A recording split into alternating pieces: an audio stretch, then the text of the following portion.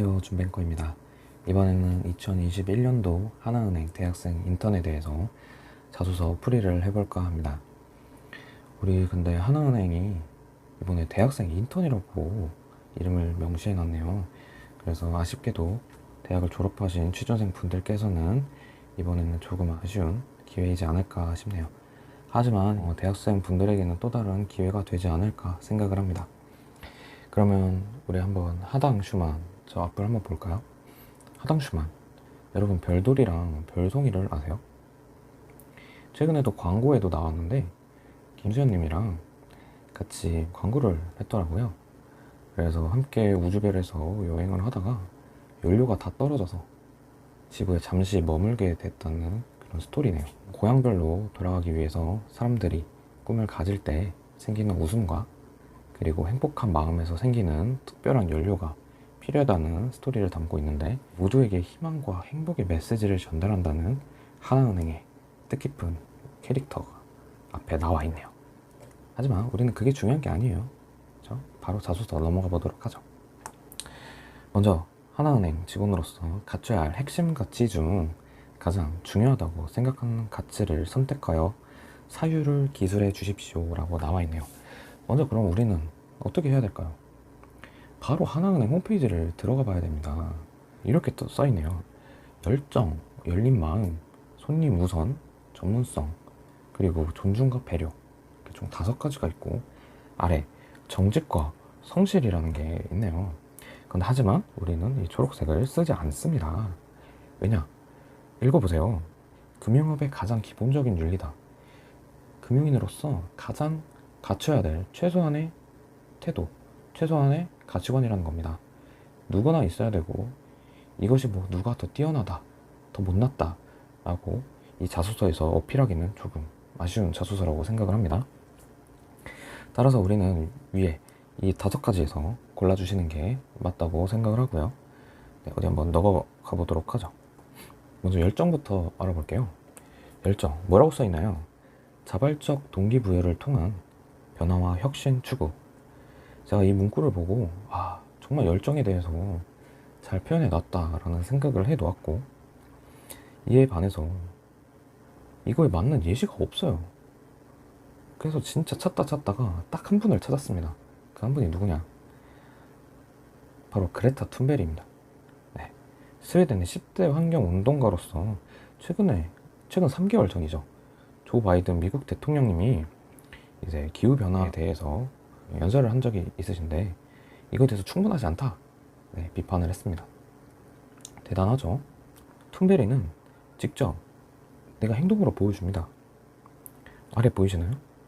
미국 뉴욕에서 열린 회의에 참석하기 위해 비행기가 아니라 산소 배출을 하지 않는 태양광 요트를 타고 대서양을 횡단했다. 네, 이게 열정입니다, 여러분. 자발적 동기부여. 누가 시켜서 했습니까? 그게 아니죠. 직접 탄소 배출을 하지 않고, 그리고 내가 한 말에 대해서 책임을 지고, 내가 이렇게 했기 때문에 이런 말을 해도 환상이 아니라 현실이다. 우리는 말로만이 아니라 행동으로 직접 옮겨야 된다 라는 것을 직접 보여준 분이죠. 그리고 또 이렇게 말하네요. 어른들은 항상 해결될 거다. 누군가 법적으로 그리고 행동으로 옮겨서 결국은 해결될 문제이다 라고 하지만, 툰베리는 또 이렇게 말하죠. 다음 세상은 없다. 그리고 희망찬 미래도 없다. 지금 현실이 가장 중요하고, 지금 난장판 이 순간에 우리는 책임지고 끝까지 치워야 된다 라는 말을 남겼습니다. 이게 열정입니다. 누가 시켜서 하는 거, 이것은 열정이 아니라 그냥 열심히 하는 거죠. 우리도 누군가 하지 말라 그랬는데 하고 싶었던 게 있습니까? 내가 하고 싶어서 했던 것들이 분명 자기에게는 있을 것입니다. 저한테는 약간 여가생활 외에는 떠오르지 않는데, 그래도 우리나라의 선순환을 위해서 보다 미래의 나은 사회를 위해서 한 것이 있다 생각을 하시면 이 열정을 골라주시면 되겠습니다. 네, 2번째 키워드 한번 가보죠. 2번째 키워드 뭘까요? 열린 마음입니다. 급변하는 환경 속에서 유연하고 개방적인 사고를 유지하고 편견 없는 마음가짐으로 소통. 저는 이 키워드가 가장 어려웠어요. 열린 마음이 뭘까? 개방적이다? 개방적이어서 모든 전통 문화를 받아들이고 줏대 없는, 이것도 좋고 저것도 좋아, 편 없는 마음이 아니라, 싱가포르의 교육 개혁가 케니로라는 분은 이렇게 말했죠. 사회적 기업의 필요 조건 중 하나는 실패를 얼마나 용인할 수 있는가에 있다. 이런 말을 하셨습니다. 저도 창업을 어릴 때 해본 적이 있는데요. 사회적 기업이 뭡니까? 보다 사회의 선순환을 위해서 내가 이익을 조금 미루고 사회의 환원, 그리고 사회가 보다 나은 미래를 꿈꿀 수 있도록 만들어주는 것이 사회적 기업의 역할이겠죠. 그래서 제가 알고 있기로는 커뮤니티 매핑이라고, 커뮤니티 매핑 센터의 이만수 박사님도 계시고요. 독일에도 온기 힌덜드라는 매핑 기업가가 있습니다. 네, 그분은 몸이 불편하신 장애를 갖고 계신데, 그분은 오히려 그 장애를 뛰어넘어서 이러한 나와 같은 고민을 갖고 있는 사람들을 위해서 나는 행동을 하겠다 라고 해서 일을 이뤄내십니다. 사회적 기업이 가진 것 중에 가장 아쉬운 점이 이익이 많이 없어서 이게 과연 지속이 가능한가에 대한 의문점을 갖게 만듭니다. 저도 창업을 했을 때 사회 분순을 위해서 노력하는 메시지가 담긴 창업 PT를 했는데, 그때 VC 분들께서 이렇게 말씀을 하십니다. 그거 사회적 기업 아니냐? 이걸로 해서 이익이 나겠냐? 지속성에 문제가 있지 않겠냐? 이런 말씀을 하셨습니다. 이익과 사회적 기업은 함께 이루어질 수 없는 관계라고 생각을 하죠. 하지만 우리는 최근에 ESG라고 하죠. 네. 분명히 기업은 환경, 그리고 지속 가능성 고민을 해야 될 때가 지금 당장 온 것이 확실합니다. 그리고 두 번째 한번 보죠. 시대 상황에 따라 가중치를 달리해라. 네. 우리는 분명 중요한 게 있습니다. 지금까지 중요하다고 여겨왔던 것이 있고요. 하지만 우리는 시대 상황에 따라서 가중치를 달리해야 됩니다.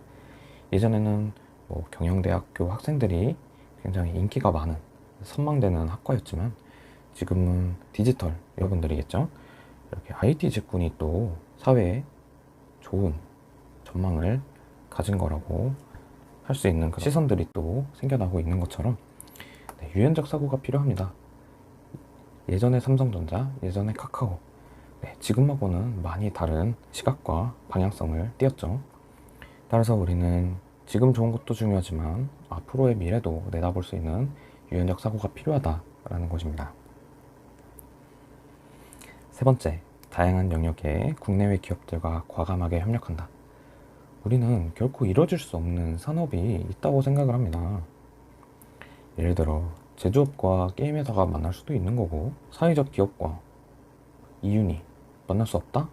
그런 예시들처럼 국내 기업과만 협력이 이루어지는 것이 아니라 외국하고도 먼저 일어날 수 있고, 최근에 쿠팡 보셨죠? 네, 미국에 성장하는 모습을 보면서 해외 유수 기업들과 함께 협력도 하고 새롭게 시장을 선점하고 과감하게 나아가는 모습이 필요할 것입니다. 그리고 질적으로 새로운 정책을 내는 것을 두려워하며 그러한 생각들이 미치지 못하기 때문에 새로운 유효한 정책들을 폄하하고 비난한다. 어찌 보면 우리가 동아리 첫 시작이나 정치라고 할 수 있을까요? 어떤 것에 분명 새로운 신진사대부들이 있습니다. 개혁하고 새로운 것을 만들어내고 보다 기존의 것을 보다 더 나은 개선점을 찾아서 고치려고 합니다. 하지만 기존의 편안함, 기존이 갖고 있었던 문제에 대해서 꼭 바꿔야 되냐? 바꿔야 되는 비용과 시간, 노력, 이런 것들이 과연 기존 관행을 유지하는 것보다 더 많은 비용이 들 거냐, 적게 들 거냐 라는 말도 많습니다. 그래서 새로운 유연 정책이 나와도 기존 기성세대에 의해서 무마되는 경우가 많다고 할 수 있겠네요. 그래서 우리는 이런 열린 마음을 갖고 새롭게 받아들이는 그런 급변하는 환경 속에서 우리는 변화를 하고 끊임없이 스스로에 대해서 적응할 수 있는 능력과 태도를 길러야 하겠습니다. 다음은 손님 우선이네요. 네, 손님의 니즈를 앞서 파악하고 만족시키며 손님 이익을 최우선으로 고려한다. 이런 말이 있네요. 이 문항 같은 경우는 좀 인턴 경험이 많거나 아니면 고객 응대했던 아르바이트 경험이 있다면 이런 손님 우선 키워드로 써보시는 것도 좋을 것 같습니다. 그래서 우리가 요즘 골목식당 잘 보시죠? 연돈 사장님은 이렇게 말씀하셨어요. 내 입에 들어갔을 때 거슬리는 고기는 손님에게 드릴 수 없다. 이제는 뭐 연돈이 제주도의 관광지로 거의 자리매김한 것 같더라고요. 나한테도 싫은 건 절대 상대한테도 권유하지 않겠다 라는 마인드를 갖고 있듯이 우리는 항상 자신도 중요하지만 타인을 위해서 희생하고 봉사하고 내 시간을 좀 더 들여서 그들에게 더 나은 서비스를 제공할 수 있다면 그걸로도 충분히 행복하다. 네. 내가 선물을 받는 것보다 주는 게 더 행복하다라고 하는 사람이 이 문항을 적는 게 좋겠습니다. 그리고 또 예영숙 저자님이라고 계십니다. 고객은 언제나 떠날 준비를 한 사람이다 라고 표현을 했는데요. 고객의 신뢰를 구축하는 것도 어려운데 유지하는 과정이 더 어렵다. 그래서 고객들이 만족할 수 있는 부분에 최선을 다해야 된다 라고 책을 저술을 하셨습니다. 고객은 항상 머물러 있지도 않고 항상 내 편을 들어주는 것도 아닙니다. 어쩔 땐 가장 호되게 혼낼 수도 있는 거고 가장 따뜻한 내 편이 될 수도 있는 겁니다. 고객의 변화된 태도, 앞으로의 유지될 모습, 그것은 다 우리들이 갖고 있는 거겠죠. 우리 가까이에 인맥이라고 하는 키워드가 있죠. 인맥은 내가 하기 나름, 그리고 친구도 그렇죠. 내가 잘했을 때 친구도 남아있는 거고 내가 하는 것보다 친구에게 더 잘해줬을 때 친구도 그 이상의 것을 나한테 가져다 준다는 작은 기대감이 없지 않아 있겠네요. 그리고 우리는 전문성 키워드를 볼 텐데요. 전문성, 솔직히 우리 인턴들, 대학생들에게는 그렇게 전문성을 갖고 있다고 할 수 없겠죠. 하지만 근데 디지털 직군이니까 특별하게 자신이 해왔던 프로젝트나 컴퓨터 프로그래밍 같은 능력들이 있겠죠.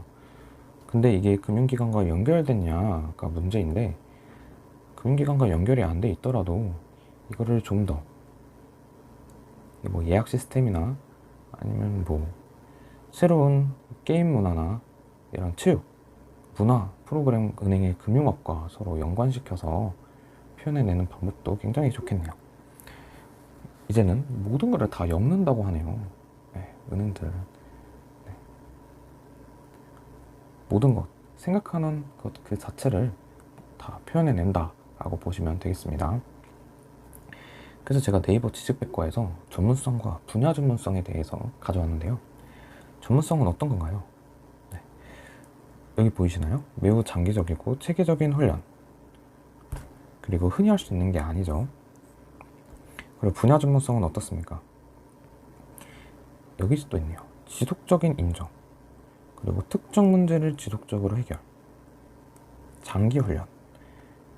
그래서 여기서 우리가 보이는 키워드가 있죠. 특정과 장기성입니다. 장기. 그래서 이게 지속이 되어야 된다.